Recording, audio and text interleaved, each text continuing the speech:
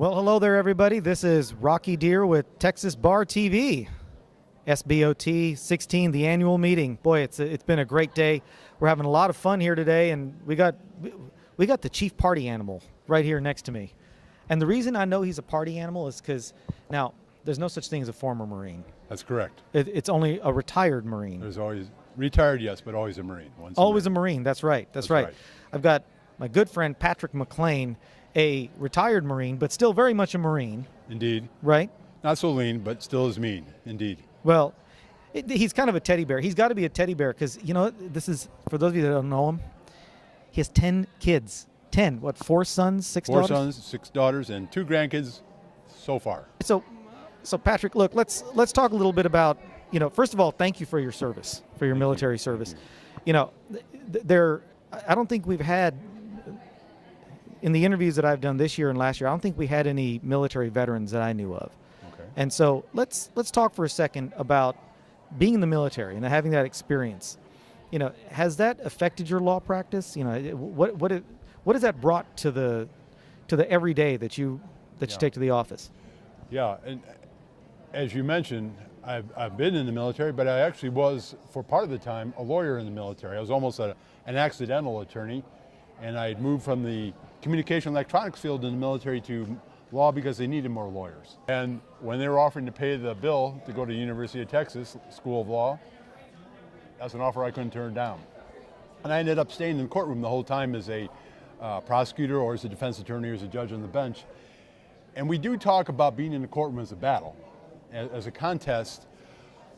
But one of the things you learn is when you're in the military is that how much of war is not the civilian's perspective of it, and in turn, how much you can translate learning that paradox or the truth of those paradoxes and translating that into a law practice. For instance, I am a criminal defense attorney, but I never defend a case.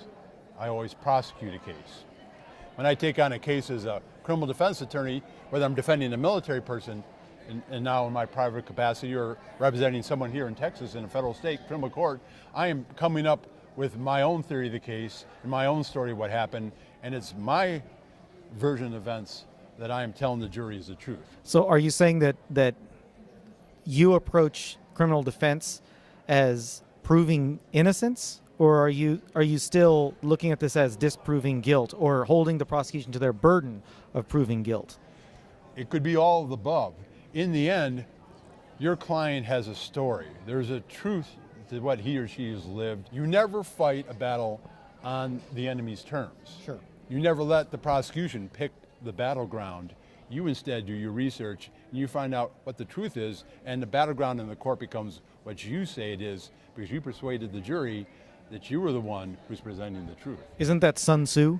It is indeed. The art of war is valid for a trial lawyer like myself or like yourself, as well as for a military commander. Any successful military commander improvises, adapts, and overcomes, is very much a right side brain thinker as well as a left side brain thinker, and has to be creative. Because half my clients are military, I find that I get a lot of calls, whether it's a civil attorney or a fellow criminal defense attorney, about a client who is in the military, whether active duty, reserves, retired, and I'm more than happy any time to field your questions, because I know that status overlaps in all the decisions you make as an attorney.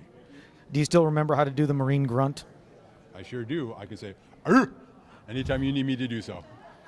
I'm going to need to record that. I might make that into my ringtone for my phone. Sounds good. Well, ladies and gentlemen, Patrick, thank you so much for being here. Rocky, very much. Ladies and gentlemen, Pat McLain, and I am Rocky Dhir here for Texas Bar TV. It's a pleasure having you here. We'll see you next time. Thank you all so very, very much.